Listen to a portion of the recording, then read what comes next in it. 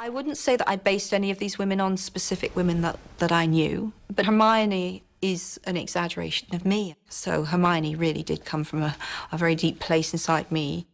I was very insecure, and still am quite insecure in a lot of ways, but I was a very insecure person for longer than I like to admit.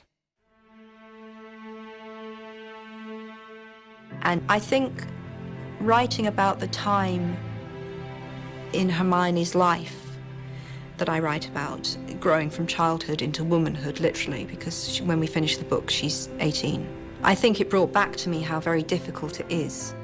So much is expected of you as you become a woman, and often you are asked to sacrifice parts of you in becoming a girl, I would say.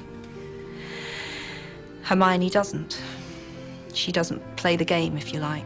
How could I be so stupid? I checked this out weeks ago for a bit of light reading. This is light?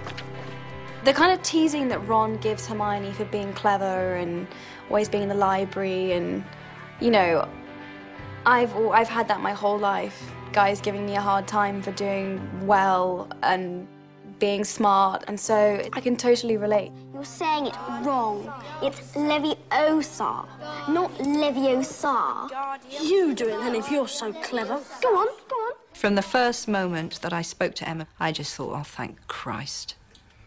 I did, because, you know, who knew who they were going to cast as Hermione? I was more worried about Hermione than anyone else. I thought, you know, are you going to get a girl and put her in glasses and then she'll, you know, because that shows she's clever? I mean, how many times have we seen that happen? And I spoke to Emma on the phone. She was very young. I think she was 10.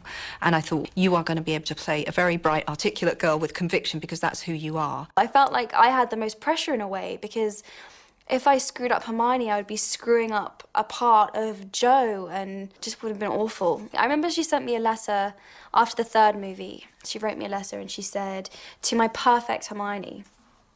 And to hear that from the creator of her was obviously the biggest compliment I could receive, and I knew, that was when I really knew that I'd done a good job.